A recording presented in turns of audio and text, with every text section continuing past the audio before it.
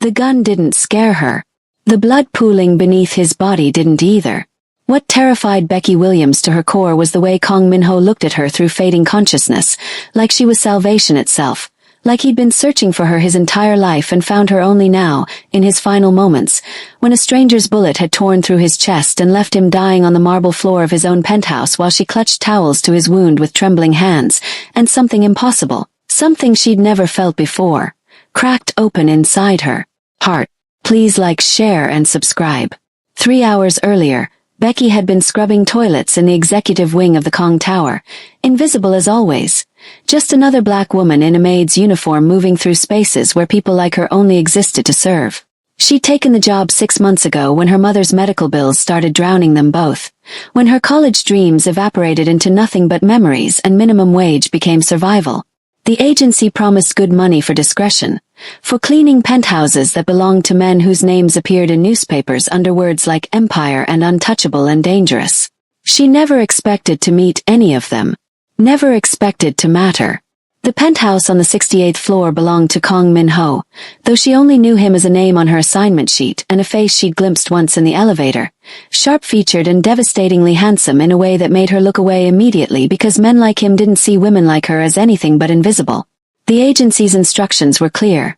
Clean when he's not home, never speak unless spoken to, never touch anything that isn't your job to clean, and for God's sake never make him notice you. Becky followed those rules religiously until the night everything changed. She was polishing the glass coffee table in his living room when she heard the private elevator chime. Panic seized her immediately because her supervisor had sworn he wouldn't be home until midnight, and it was barely 9. She grabbed her cleaning caddy and turned to flee to the service elevator when the main doors opened and 3 men spilled out in a tangle of violence and fury. Kang Min-ho came first, his white shirt torn and bloodied, his face a mask of cold rage as he fought off 2 attackers with brutal efficiency. She watched frozen in horror as he slammed one man's head into the marble floor with sickening force, as his fist connected with the second man's jaw in a punch that echoed through the space like a gunshot. He moved like violence incarnate, like death given human form, and Becky couldn't breathe, couldn't think, couldn't move. Then the 3rd man appeared from the elevator with a gun. Everything happened in slow motion. The gun rising, Min-ho turning too late. The explosion of sound that made Becky's ears ring. Min-ho staggering backward as red bloomed across his chest. His eyes widening in shock before his knees buckled and he collapsed onto his pristine white marble floor. The shooter and his companion ran. Becky heard their footsteps retreating into the private elevator, heard the doors close, heard silence fall like death itself. She stood paralyzed for 3 heartbeats before her body moved without permission, before she was running to Min-ho's side, before she was pressing her hands against the bleeding wound in his chest while he stared up at her with eyes that seemed to see straight into her soul. "Don't move," she gasped, her voice shaking. "I'm calling an ambulance. Just hold on." His hand caught her wrist with surprising strength. "No hospitals." His voice was rough, strained with pain but absolutely certain. "No police. You're bleeding out. You need help." "Bathroom," he managed. "First aid kit under the sink. Bring it." Becky wanted to argue but the command in his eyes silenced her. She ran to his master bathroom, found the kit exactly where he said, and returned to find him trying to sit up against the couch. Blood stained everything, his shirt, the floor, her uniform, but his eyes remained sharp and focused despite the pallor spreading across his face. "You know first aid?" he asked as she opened the kit with trembling hands. "Basic training. I wanted to be a nurse once. Before life happened. Before money ran out. Before dreams became luxuries she couldn't afford. Good enough." He started unbuttoning his ruined shirt with one hand while the other stayed pressed against his wound. "Bullet went through. Exit wound in back. Need you to clean both sides, pack them, wrap tight." The clinical detachment in his voice steadied her slightly. She'd done this in training on dummies and volunteers, never on someone actually dying, but muscle memory took over as she helped him remove his shirt and saw the full extent of the damage. The entry wound below his collarbone still bled freely. The exit wound in his back was worse, ragged and ugly. "This needs a hospital," she said again even as her hands moved automatically, cleaning, packing, applying pressure. can't," he hissed when she pressed gauze against the exit wound. "My enemies would finish the job before I made it to surgery. Trust me." She didn't trust him. She didn't know him. But something in his eyes, something desperate and honest and human beneath the cold exterior, made her keep working, made her wrap his torso in layers of bandages until the bleeding slowed, made her stay when every instinct screamed to run from this dangerous man and his dangerous life. "Why were they trying to kill you?" she asked quietly as she tied off the final bandage. Min-ho leaned back against the couch, exhausted. "Because I'm Kong Min-ho. People have been trying to kill me since I was 16. He looked at her then, really looked at her for the first time, and something shifted in his expression. "What's your name?" "Becky. Becky Williams. I'm from the cleaning service." "I know." The corner of his mouth lifted slightly. "I've seen you here before. You hum when you work. Old R&B songs. Your mother's favorites, I think." Heat flooded her face. He'd noticed her. Actually noticed her when she'd been so certain she was invisible. "I didn't think you'd ever. I notice everything." His hand lifted to her face, fingertips brushing her cheek with unexpected gentleness. "Especially beautiful women who try to pretend they don't exist." Becky's breath caught. No one had ever called her beautiful, not like this, not with eyes that burned with intensity that made her feel seen and wanted and terrifyingly exposed all at once. "You should rest," she managed, pulling back from his touch before she did something stupid like lean into it. "I'll stay until you're stable, then I'll call someone you trust." "No." His hand caught hers again. "Faye, please." That please broke something inside her. This powerful man who commanded empires and survived assassination attempts was asking, not ordering, and the vulnerability in his voice made her chest ache. "I'll stay," she whispered. The next hours passed in strange intimacy. Becky checked his bandages, made him drink water, watched his color slowly improve as he rested on the couch with his eyes closed. She should have been terrified. She should have run the moment he lost consciousness. Instead, she found herself memorizing the lines of his face, the way pain etched itself around his eyes, the surprising softness of his mouth when he wasn't wielding it like a weapon. Somewhere around 3 in the morning, he opened his eyes and found her sitting on the floor beside the couch, watching him sleep. "You're still here. I said I'd stay." Most people would have run, called the police, saved themselves. "I'm not most people." "No." His hand reached out, fingers tangling with hers. "You're extraordinary. And I'm going to owe you my life." "You don't owe me anything. I owe you everything." The intensity in his voice made her shiver. "And I always pay my debts, Becky Williams." The next day, Min-ho refused to let her leave until his personal doctor arrived to examine him.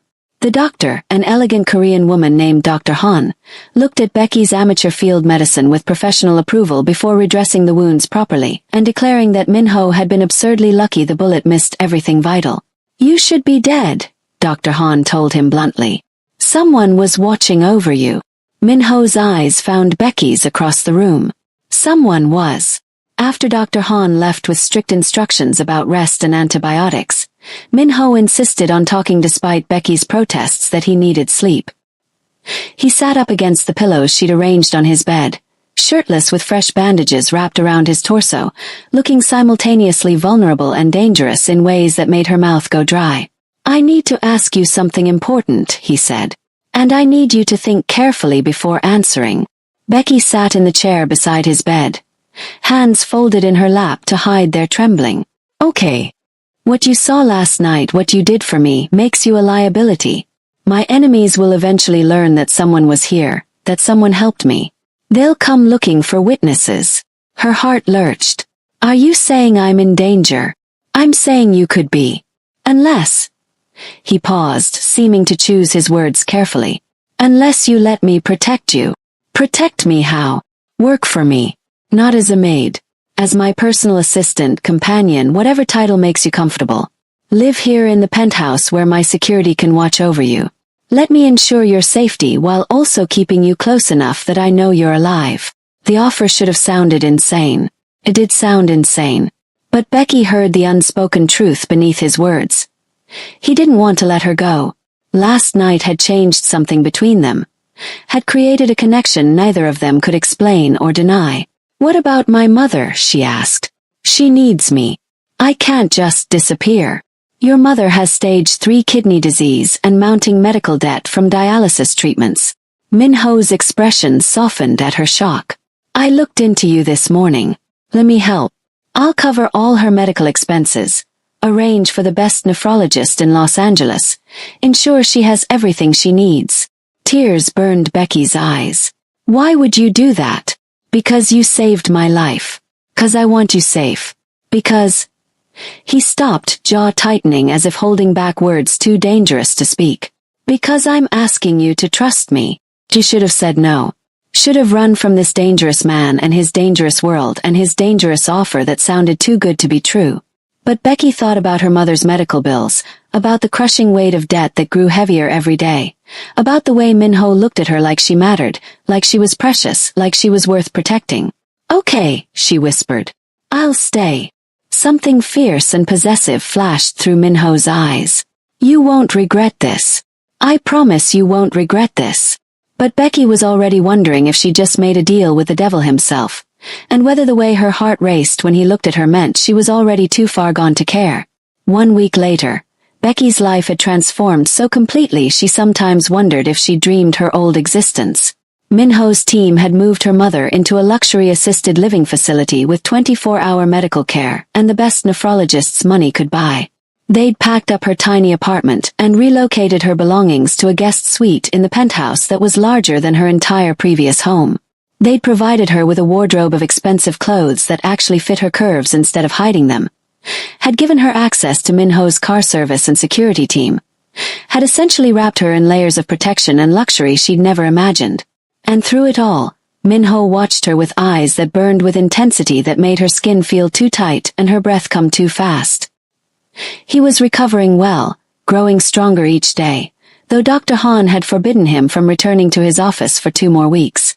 That meant Minho worked from home, conducting business from his study while Becky learned the strange rhythms of his world. She attended his meetings as his assistant, took notes she barely understood about shipments and territories and negotiations that sounded legitimate but felt dangerous underneath. She served tea to men in expensive suits who looked at her with thinly veiled surprise before their eyes cut to Minho with questions they'd never dare speak aloud. She learned that Kong Minho wasn't just wealthy. He was powerful in ways that made people fear him, respect him, obey him without question. His business empire spanned shipping, real estate, and entertainment, but rumors whispered about his connections to Korea's underground, about the Kong family's influence that reached into politics and law enforcement, about enemies who disappeared in deals that were enforced with violence when necessary. Becky should have been afraid. Instead, she found herself fascinated by the contrast between his public coldness and the unexpected gentleness he showed her in private. Late one evening, she brought him dinner in his study where he'd been working for 12 hours straight. He looked up from his laptop with exhaustion etched around his eyes, his partially unbuttoned shirt revealing the edge of bandages that still covered his wounds. "You should rest," she said, setting the tray on his desk.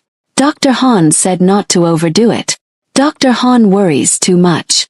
But he closed the laptop and reached for the soup she'd made, his favorite Korean comfort food that his housekeeper had taught her to prepare. He took one spoonful and his eyes closed in appreciation. "This is perfect. How did you learn to make it exactly how I like it?" "I asked Mrs. Kim. She said you've been eating her mayakuk since you were a child." "My grandmother's recipe." Something vulnerable crossed his face.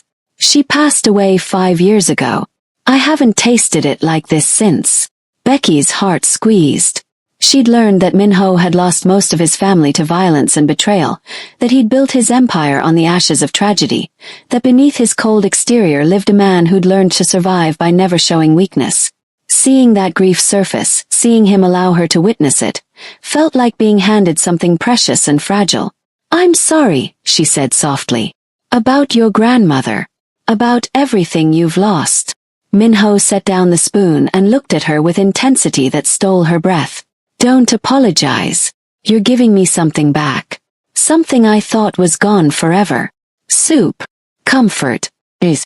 The feeling that someone actually gives a damn whether I eat or rest or live through the night. His hand reached out, catching hers before she could step away. You care about me. I can see it even though you try to hide it. Heat flooded Becky's face. You're my employer. Of course I care if you're taking care of yourself. Liar. He stood slowly, still holding her hand, moving around the desk until barely a foot separated them.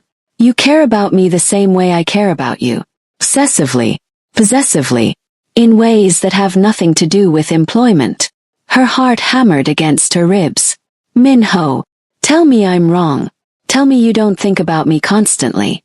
Tell me you don't feel this thing between us that's been growing since the night you saved my life. She couldn't. God help her, she couldn't lie when he looked at her like that, when his thumb stroked circles against her wrist, when his eyes dropped to her mouth with hunger that made her knees weak. This is complicated, she managed. You're you and I'm just. Just what? Just the woman I can't stop thinking about. Just the person who makes me want to be better, softer, human instead of the monster everyone thinks I am. His free hand lifted to her face, cupping her cheek with devastating gentleness. Just the only thing in my entire world that feels real. Becky's breath shuddered. You barely know me. I know you hum when you're nervous. I know you check on your mother 3 times a day. I know you read romance novels on your phone when you think no one's watching. I know you're terrified of thunder and obsessed with old Disney movies. I know you bite your lip when you're concentrating and you twist your hair when you're anxious. His thumb brushed across her bottom lip and she gasped. I know everything about you, Becky Williams. And I'm completely obsessed. This is insane, she whispered, but she didn't pull away when he leaned closer. I know. But I don't care. His forehead touched hers. Tell me to stop. Tell me you don't want this and I'll never mention it again. I'll keep it professional, keep my distance, let you work here without complications. But if there's any chance you feel even a fraction of what I feel, then please God, Becky, tell me now. She should have said no. Should have maintained boundaries and professionalism and sanity. Instead, Becky lifted onto her toes and closed the last inch between them, pressing her lips to his in a kiss that tasted like surrender and hunger, and the beginning of something that would either save them both or destroy them completely. Minho made a sound low in his throat and his arms came around her, pulling her flush against him with desperate need tempered by unexpected gentleness. He kissed her like she was oxygen and he'd been drowning, like she was precious and fragile and simultaneously strong enough to handle the intensity of his want. His hand spanned her waist, traveled up her back, tangled in her hair while she gripped his shoulders and kissed him back with years of loneliness and longing finally finding an outlet. When they finally broke apart, both breathing hard, Minho rested his forehead against hers with his eyes closed. I'm going to fall in love with you. Probably already have. That terrifies me more than any bullet. Becky's heart cracked open.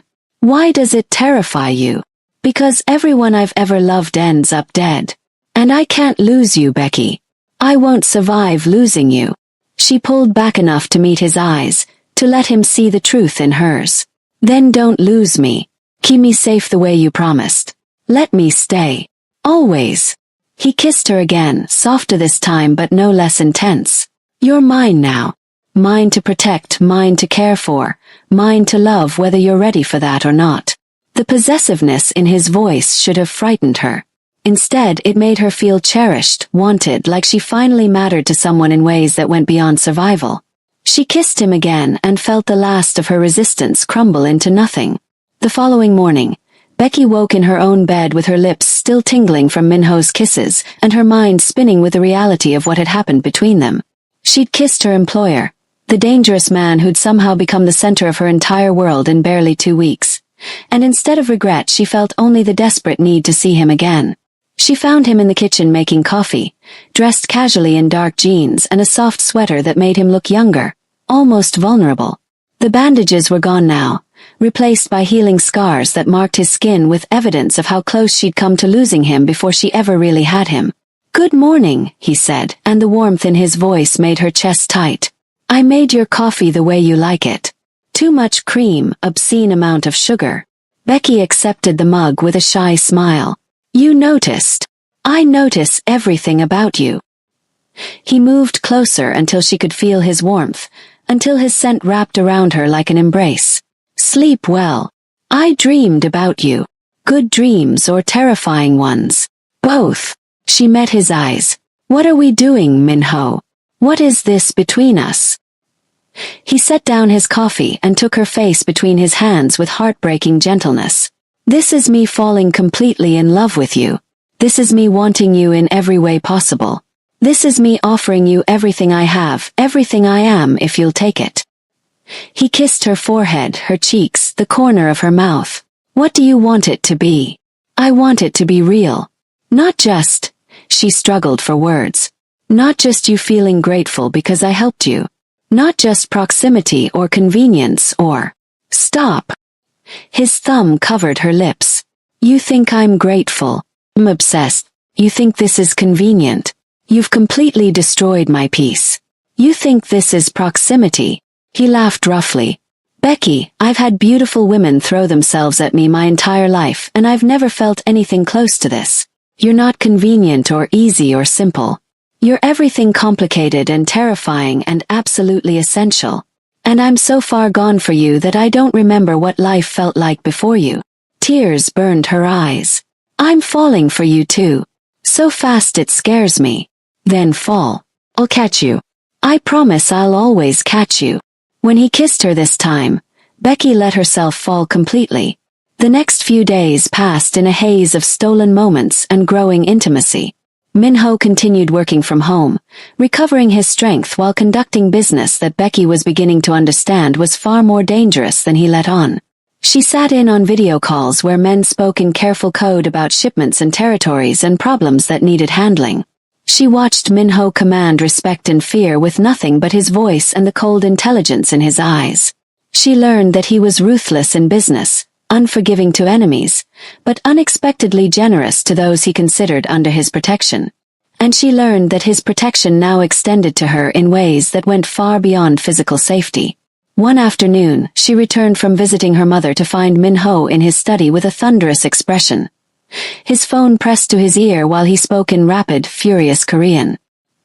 He looked up when she entered and something possessive and dark flashed through his eyes before he ended the call abruptly. What's wrong? She asked, sensing the tension radiating from him. Come here. It wasn't a request. When she approached, he pulled her between his legs where he sat in his desk chair, his hands gripping her hips with barely restrained force. Tell me about the man at your mother's facility. The doctor who was talking to you. Becky blinked in surprise. Dr. Patterson. He's her nephrologist. He was just updating me on her treatment plan. He touched your arm, smiled at you like he wanted more than a professional relationship. Understanding dawned. Minho, are you jealous? Furiously. He didn't try to hide it. I had security footage sent to me. I watched him lean too close, watched his hand linger, watched the way he looked at you. His grip tightened. And I wanted to put him through a wall. Warmth flooded through her despite the intensity of his reaction. He's just being friendly. It doesn't mean anything. It means he thinks he has a chance with you. It means he doesn't know you're taken. Minho pulled her closer, his face level with her stomach. I don't share, Becky. I know we haven't defined this officially, but I need you to understand that to me, you're already mine. And I'm the jealous, possessive type who will absolutely destroy anyone who tries to take what's mine. She should have been alarmed by the dark promise in his voice. Instead, she felt desired in ways she'd never experienced, like she was precious and worth fighting for. Her hand slid into his hair, tilting his head back to meet her eyes. I'm not interested in Dr. Patterson or anyone else. I only want you. Say it again. I only want you, Minho. He stood abruptly, lifting her onto his desk with easy strength, settling between her thighs while his mouth claimed hers with hungry desperation. Mine, he growled against her lips. Say you're mine. I'm yours. And she meant it completely. They kissed until she was breathless and dizzy, until his hands mapped every curve of her body through her clothes, until she was trembling with need that terrified and thrilled her in equal measure. When he finally pulled back, his eyes were dark with barely controlled desire. I want you, he said roughly. In every way. But not like this, not rushed and desperate on my desk. When I make love to you for the first time, I want hours. I want to worship every inch of you. I want to make you feel so good you forget every moment of loneliness or pain you've ever experienced. His thumb traced her swollen bottom lip. Can you be patient with me? Let me do this right. Becky's heart felt too large for her chest. Yes. Good. He kissed her again, softer. Because I'm planning to keep you forever. And forever deserves a perfect beginning. That evening, Minho surprised her by clearing his schedule and taking her to dinner at an exclusive Korean restaurant in downtown LA. He'd arranged for a private room with floor-to-ceiling windows overlooking the city lights, had ordered dishes he thought she'd love, and spent the entire meal learning everything about her past, her dreams, the life she'd lived before him. Tell me about nursing school, he said. Why did you want to be a nurse? Becky set down her chopsticks, surprised by his genuine interest. My mother was sick when I was 15. Nothing serious, just pneumonia, but watching the nurses care for her. She paused, remembering. They were so kind, so competent. They made her feel safe when she was scared. I wanted to be that for people. Wanted to make them feel less alone in their worst moments. You did that for me, Minho said quietly. That night you saved me. You made me feel less alone for the first time in years. Why were you alone? You have money, power, people who work for you. That's not the same as having someone who actually cares whether you live or die. His hand found hers across the table. I've been alone my entire adult life, Becky. Even surrounded by people, I was isolated. Until you. She squeezed his fingers. What happened to your family? If you don't mind talking about it.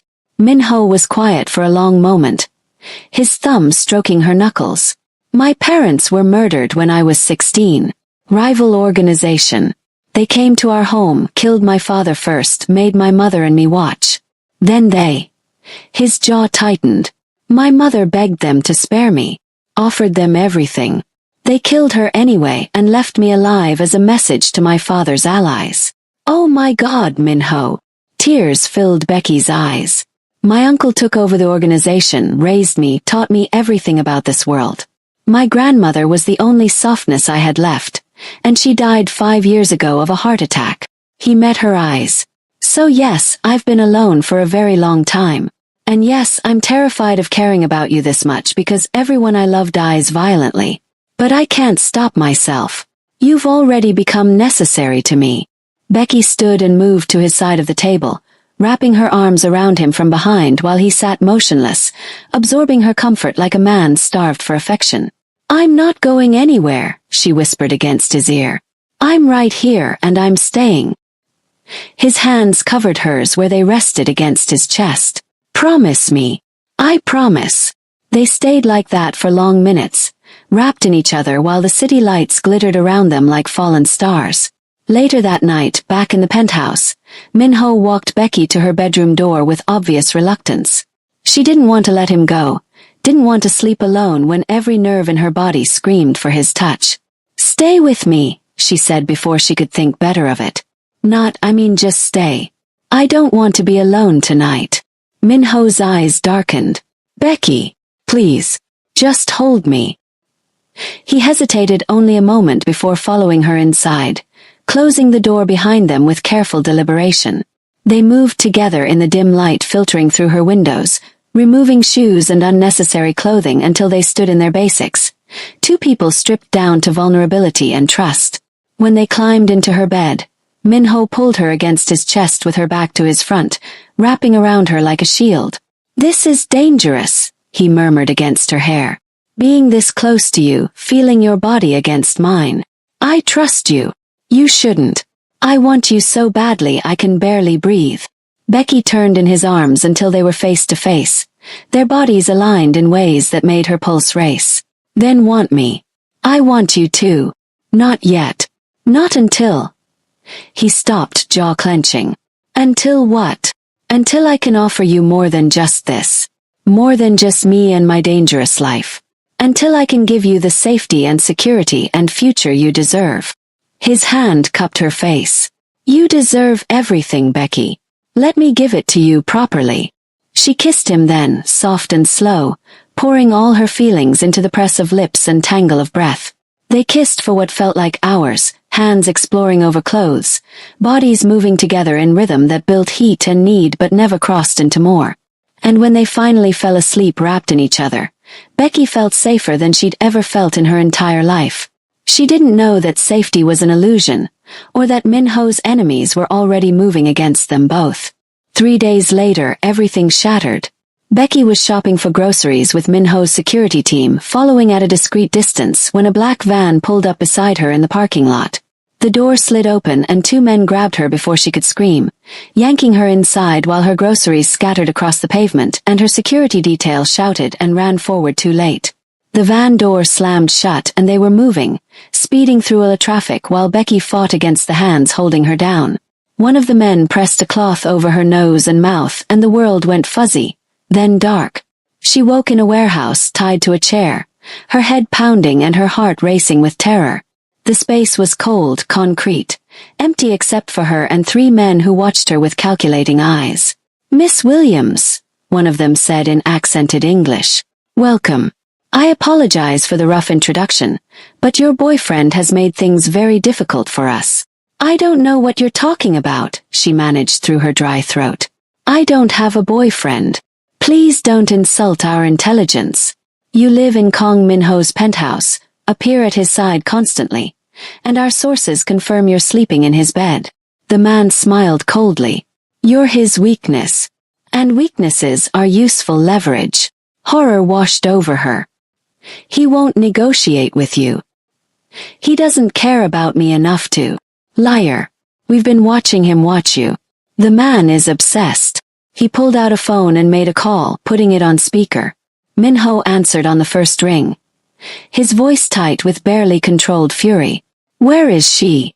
"Mr. Kong. So good to hear from you. Your girl is safe for now. Uncomfortable but unharmed. If you've touched her, if you've hurt her in any way, I will burn your entire organization to the ground and salt the earth where it stood." The kidnapper laughed. "Such passion. It's almost romantic. Here's my offer. You withdraw from the West Side territories, sign over your shipping contracts, and publicly acknowledge the Park family's supremacy. In exchange, you get your woman back alive." "I'll give you nothing except your death," Minho said coldly. "But I'm feeling generous, so here's my counteroffer. Release her unharmed in the next hour and I'll let you die quickly. Keep her longer and I'll make your death last days. You're not in a position to make demands. I know exactly where you are. The old textile warehouse in Commerce. I have 20 men surrounding the building as we speak. So you can either release Becky and run, or you can wait for me to come in and kill every single one of you while she watches." Minho's voice dropped to something terrifying. "And trust me, I will make you scream her name as you die." The kidnapper's expression shifted from confidence to unease. He moved to the window and cursed. Through the dirty glass, Becky could see black SUVs surrounding the building, men with weapons taking positions. "How did you?" "I put a tracker in her necklace," Minho said. "The moment her security lost visual on her, I activated it. I knew exactly where she was within 2 minutes of you taking her. So what's it going to be? Live or die? Decide quickly because I'm done being patient." The men looked at each other with growing panic. The leader grabbed Becky's arm, hauling her toward the door. "We're leaving together. She's my insurance to get out of here alive." "Bad choice," Minho said, and the line went dead. 30 seconds later, the building's main door exploded inward. Minho entered like an avenging angel, flanked by his security team, all armed, all focused. His eyes found Becky immediately, and something murderous crossed his face when he saw how the man gripped her arm. "Let her go now," Minho said with deadly calm. "I'll kill her before you." The man never finished his threat. Minho moved with brutal efficiency, closing the distance in seconds, his fist connecting with the man's jaw with bone-crushing force. The kidnapper released Becky and fell, and Minho caught her before she could stumble, pulling her against his chest with trembling hands while his team secured the 3 men who'd taken her. "Are you hurt?" His hands moved over her frantically, checking for injuries. Did they touch you? Did they? I'm okay. I'm okay. But she was shaking violently, the terror catching up now that she was safe. Minho lifted her into his arms like she weighed nothing and carried her out of the warehouse while his men handled the cleanup. He settled her in the back of his SUV, never releasing his hold. His face buried in her hair while he breathed in her scent like confirming she was real. I'm going to kill them, he said against her temple.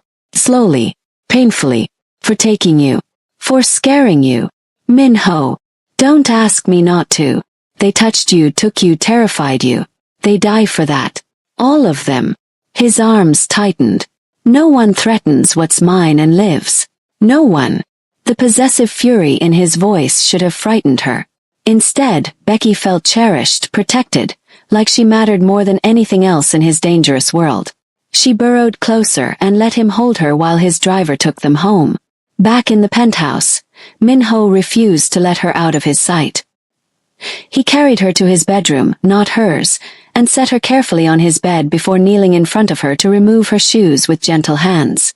I should have protected you better, he said roughly. Should have had more security, should have kept you closer, should have. This wasn't your fault. It was. Your target because of me. 'Cause I claimed you. Because I couldn't hide how I feel about you. He looked up at her with anguished eyes. Maybe you should leave. Go somewhere safe, far from me and my world. I'll set you up with everything you need, protect you from a distance, but let you have a normal life without violence and kidnapping and... No.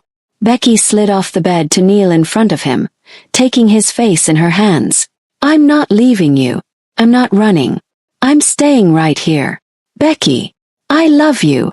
The words tumbled out before she could stop them, before fear could silence her. I'm completely in love with you, Minho. And I don't care how fast it happened or how dangerous your world is. I'm not leaving. He stared at her like she'd performed a miracle. Say it again. I love you. Minho made a sound that was half laugh, half sob and pulled her against him, kissing her with desperate hunger and overwhelming relief. I love you. God, I love you so much it terrifies me. He kissed her again, deeper. You're mine. Forever. I'll never let you go. Never. Then don't. Kiss me. Love me. Let me love you back. They kissed until the terror faded, until need replaced fear, until the space between their bodies felt like too much distance. Minho stood, pulling her with him, his hands already working at the buttons of her shirt while she pushed his jacket off his shoulders. I need you, he growled against her mouth. Need to feel you, know you're real, that you're safe, that you're here with me. Then have me. All of me. He lifted her onto his bed and followed her down, covering her body with his while they shed clothing with urgent, trembling hands. When they were finally skin to skin, Minho paused to look at her with eyes that burned with love and possession and desperate need.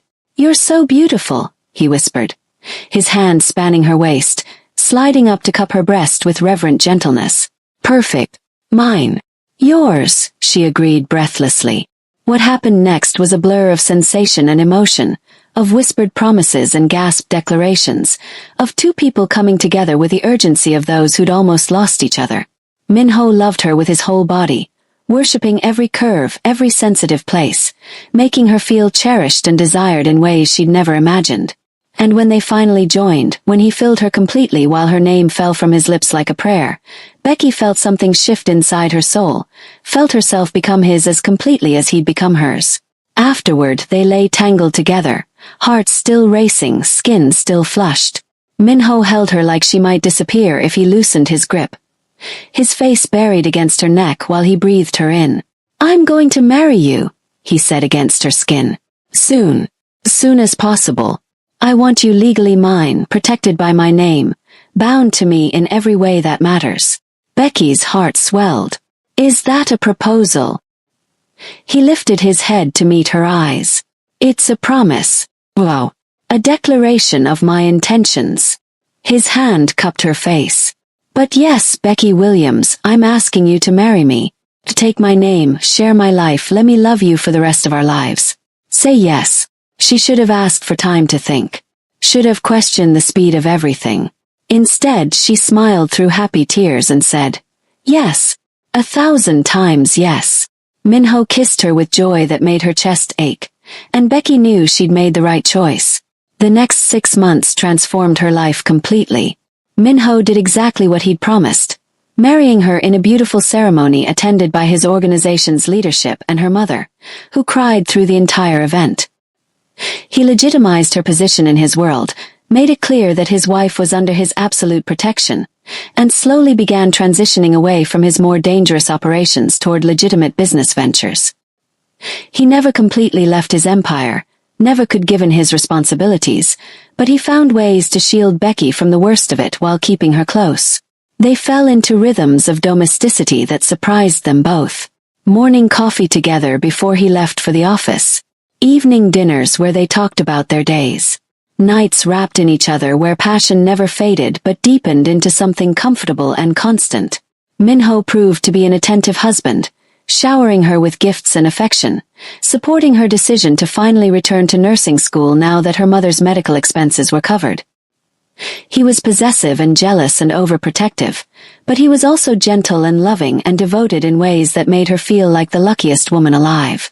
And when Becky discovered she was pregnant 4 months after their wedding, Minho's reaction was everything she could have hoped for. He cried, actually cried, holding her with trembling hands while he whispered promises to their unborn child about protection and love and a future free from the violence that had defined his own childhood. "I'm going to be a father," he said in wonder. "We're having a baby. We are."